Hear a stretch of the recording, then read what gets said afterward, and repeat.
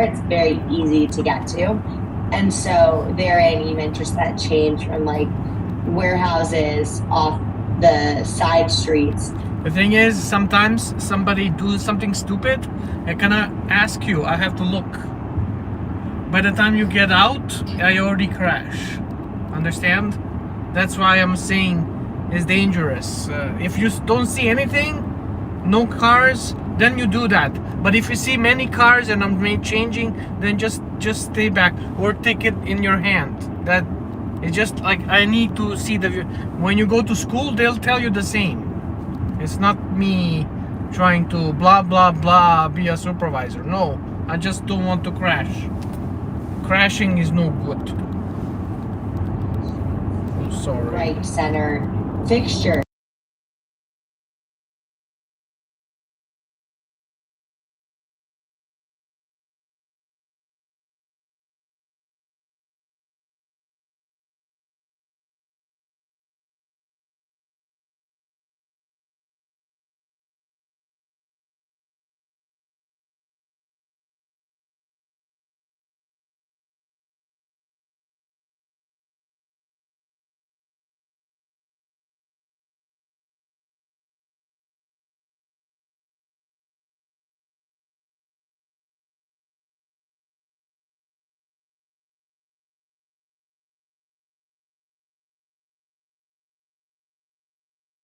That's so true. Like I remember being to some of the early climbing gyms, and they were in sketchy neighborhoods. Like there were places you were not so sure you wanted to be at night sometimes.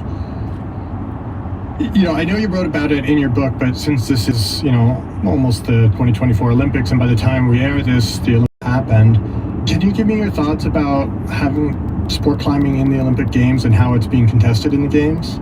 I'm, first of all, so excited Yeah. to see that climbing is just occupying that global stage that's so important in the world of sport, and it's just a real signal of the growth that climbing is going through. I worked with the IFSC as an athlete representative after my competition era, and my job was really to help advocate and make sense of climbing to broader organizations like the IOC, which is the International Olympic Committee. And that was during the time 2012 to 2016 that climbing was just like making its entrance into the debut of the sport existing. And that announcement happened in Rio at the Olympics in 2016. I actually got this privilege to like go and be on air kind of talking about climbing and what it meant to be in the Olympics, but also what it is as a sport. It's contested, and especially was for Tokyo, because unlike in traditional competition format for climbing's historical roots, speed climbing, lead climbing, and bouldering to start were all kind of just like bunched into one. And you've got speed climbers competing against boulderers, and that's like totally not normal for competition climbing. Now going in West, what we've seen in Paris is that split of speed climbing separate from lead climbing and bouldering, which is, I think, a much more natural way to showcase the sport. In an ideal world, we have a 3-medal discipline sport where there's sport climbing, bouldering, and speed.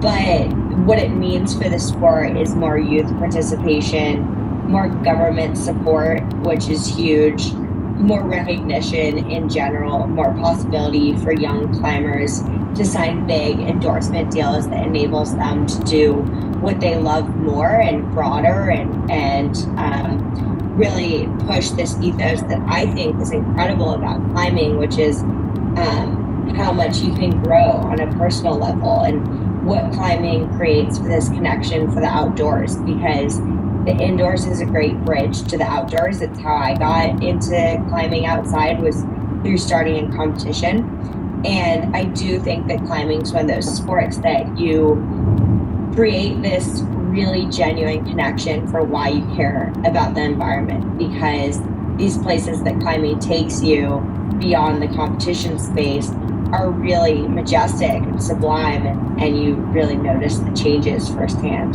Yeah, that's so true. And I love that idea that we're getting more people outside. I think that there's, the traditionalist, and I'd say a lot of people of my generation and older who would be negative, and they'd be saying, oh, now the crags are all too crowded because there's all these people climbing, and all that kind of, you're smiling because like this narrative, this sometimes push, without seeing that, like, hey, we're, if you love climbing, what does it say about you that you don't want to share something that you love with other people? If this is such a wonderful thing and you love it so much, then what right do you have to keep it to yourself and keep other people out of it? It's such a microcosm for life, right? Like, who was the first one here, and who gives who the jurisdiction to say this is mine? Like, our planet is shared by everyone. We should want everyone to enjoy it. But yeah, I'm smiling because it's such a thing that climbing goes through right now, that in other industries, like in the surf world, the locals only and kind of gatekeeping waves and stuff like that is prevalent too. But I do think that climbing's unique because there's so many new areas to go and develop and explore. And so when I hear people complain about, like, the Red River Gorge being overcrowded now, like, yeah, of course it is. Like, as it should be. Of course it is. Correct. But there's also so many incredible places that I've gone this year, like, that I'm like, I didn't see a single person. And yeah, maybe I had to bring a drill and bolt some new lines and stuff like that. But what a cool experience to then be able to see, like, a economy like in Kalymnos. I think it's a really great example of just an economy be built because of the legacy that climbers have built there and brought so much international tourism to.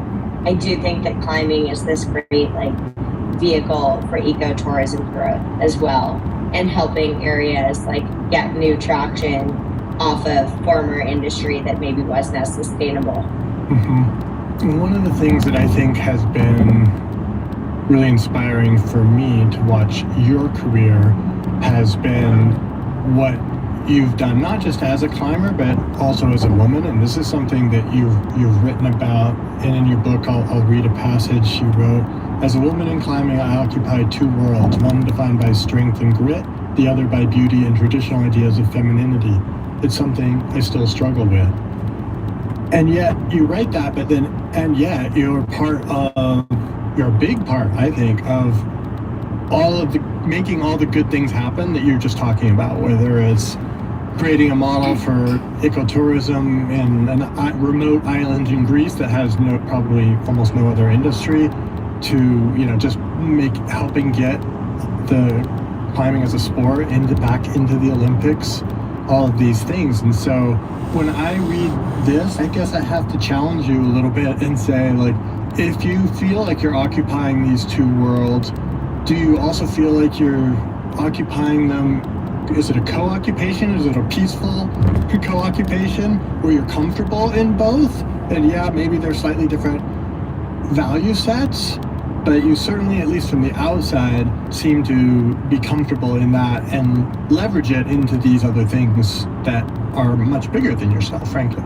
Yeah, I think that's a really interesting question because my entire career, I kind of was cutting against some sort of grain that I didn't want to be cutting against, but for some reason I caused a lot of friction. And I think it's because I am just different. And now, luckily, that's more common in climbing. Like, we see more people come from a myriad of different backgrounds, which I think we can only keep increasing and making the sport more approachable for everyone. But my entire existence in climbing felt like an outsider. And, like, even I would do climbs that be recorded super, cutting edge, and then have people throw rocks at it and, like, almost try and find that diminishing aspect to bring down my success. And I don't know if that's because I'm a woman in the sport that maybe didn't look the traditional part of like what climbing has seen, or like how in the world could someone climb a 514 with nails painted pink? Why would that detract me from doing this climbs? But I think a lot of that resistance came from the fear of the unknown, and maybe the fear of the sport changing from a way that as you mentioned, like some of the traditional gatekeeping side of the sport felt challenged, and like they could be edged out of their traditional space and ownership. But the beauty of it is like I can climb and not infringe on someone else's ability to climb. Like just because I'm over here doing my thing, it shouldn't be like, oh no, you're changing climbing for me. And I think that it's something that I am always trying to get to the bottom of, because I'd love to feel like I fit in or have my place. So to answer that question, I think maybe it's an answer of like not necessarily fitting in either, but trying to really lean into who I genuinely and just naturally am, and creating that space for the next person that's like me or feels like me to feel like they have that model to look up to of like, it's okay that I'm one certain way, because humans are full of dimension and have the capacity to be more than just one thing. And I think that that's like beauty of humanity too. So yeah, I think that as a culture within climbing, we could all do a better job of just like being a little bit more welcoming to differences, knowing that it's not a scarcity model mindset. Like just because I introduce a new corporate sponsor to the world of climbing doesn't mean that that's all negative. Like that creates an industry for the future generations of climbers to be actually saving money and like putting away in investments and making a lucrative career for the future. And then hopefully the next generation, it's just like continues to build like a snowball effect, rather than because this person over here has this, that means like that it's all taken and no one else has that opportunity. You started this response by saying that you're different. You've always cut against the grain. Can you tell me a little story from your childhood or your past, like that would illustrate that? Like, how did either you feel different, or how were you perceived as different? Well, I do know, like, I climbed my first 514D when I was 18 years old. And it was during this year that I had taken this gap between graduating from high school. I did early decision application to Columbia University, and I decided to defer my acceptance for a year and just focus on climbing, which I was like, oh wow, you can climb really hard when you just focus on that. But education was always a big part of, you know, just my upbringing. And my dad, for instance, didn't really connect with climbing. Like he didn't really understand the sport, but he understood like I needed to go to an Ivy League education for whatever reason. And when I made that decision that I'd go back to school and like balance climbing and education, I was met with so many friends, like such a surprising amount of people that were so shocked that I would throw away my climbing career for university. And at the time, like even one of my primary sponsors, Red Bull, who I've been working with since I was 17, I was the first active athlete that they had who was in university at the same time.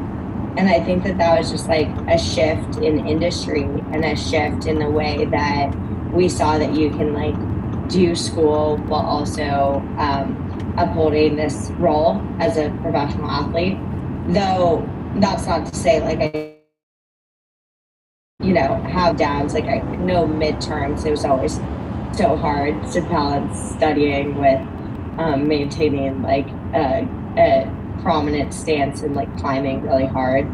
And to your point of like gentle with failures, I definitely had to learn to be a little bit more gentle with myself over this is a really busy, crazy time of life. Let me be a little bit more gentle over my like performance expectations. Yeah, that's a very mature thing to learn at that young age, I would say. Like, I didn't learn that until I was double that age, probably. I learned it either only in hindsight 2020. I want to ask you a question that, I'm sure you get asked all the time what advice you would give to younger women climbers trying to find their way in climbing. But I would actually like to ask the question a different way. I would like to know what advice you would give to men, young men, but also older men like me who look back at the chauvinism in our sport and are saying, I don't want to be like that. And are saying that we don't want it to be like that anymore. What can we do, whether it's my generation or the younger generation, as men to support women in climbing in a healthy way? I'm so glad that you asked that, because I think that I'm a staunch feminist, and that's under the pretense that feminists just believe that women and men should have equal opportunities. And I think that men are so vital for society and so vital in climbing and have done so many incredible things within our sport. And so I think that the conversation needs to have this is like, what can I say to younger boys too, of like involvement? And I think that that's, first of all, believing women and like embracing who they are and not questioning them means like going out and respecting women as individuals within the sport just as much as treat another male climber. Like if you go climbing on a multi-pitch with a woman, like, be trading leads. Like why would one person be the only one who's leading, or like one person take on that role? I was even at the climbing gym the other day, this is kind of tangential but related, and like someone started yelling beta at me when I was like flashing a V8, and I'm like, I'm on the wall and like this person's like telling me what to do. This is so bizarre. So I think that like not assuming that you need to coach a woman at the wall, it's just like very basic, because just treat a woman like you treat a man in a similar way, of like just another person. I think that that's really important because we're all individuals trying to do our best. And climbing is such a unique sport. It's kind of what my article that I just published in the New York Times was about, is just that the uniqueness of women's capacity to perform just as much as men have that capacity to perform is a really unique quality of the sport. Yeah, and I would say not just climbing, but any ultra endurance events. You're watching this in ultra running, you're seeing this in alpinism, where it's kind of like the longer and the more endurance-y the event, the more it sort of starts to become even in terms of the differences, the performance differences between genders. But one thing I want to, before it keeps me, reiterate what you said, is that you want men to just treat women how they would like to be treated. And it kind of comes back to the golden rule all the time, right? I think that we need more male feminists, especially in our sport. So it's been hard. I can say, speaking from my experience and speaking as someone who has a very strong mother in my life and who raised a feminist boy, that made it very clear that, her profession was just as important as my father's profession. And, just the whole way I was raised around this, it's been strange. And I'd say one of the things, and this comes back to this core idea of justice, like there's so many times in life where you see something done to someone, like, for example, a man treating a woman without, the appropriate respect, or shouting beta when she doesn't ask for it or something like that, and then not saying something because it doesn't affect you, right? Like we were able to kind of turn away and pretend it didn't happen. But I think what we need is more people walking up to and just saying, hey, and Will Gadd, when I talked to him, he had a great way of saying this, like not calling people out, but calling them in, like just saying, like, why is it that you feel like this climber needs beta right now? Because I didn't hear her ask for that, and it looks like she's doing pretty good. Maybe she wants to actually try to flash it. and actually kind of stepping up and being a little more proactive in all these little ways, because it adds up a lot, I think, in just the whole vibe around the community. I don't need to tell my horror stories of having witnessed things in my years. We can do a lot better. Yeah, no, I think that the importance of it is like, it's not just, you know, a genderized thing. I think that the golden rule, as you noted, is just what the most important take home is. It's like, just treat people as equal and respect them and lead with good intentions. To your point though, on like men standing up for women, in times that I've gone through that have been extremely difficult in the community, the men that have come to me and checked in, it means a lot when someone says like, hey, you have my support, because it's like that extension of climbing not being genderized. It's just like an extension of like, we're here for fostering a good community that treats people well. And so if someone can extend that arm and like really reinforce that ethos, regardless of your gender, I think that goes a long way. You hear that, guys? That's what we're going to do. I think a lot of people, when they look at someone like you, who's been very successful and is also, because of that success, oftentimes very public, they think that you don't have feelings, or you aren't human, or that you... I want to record me.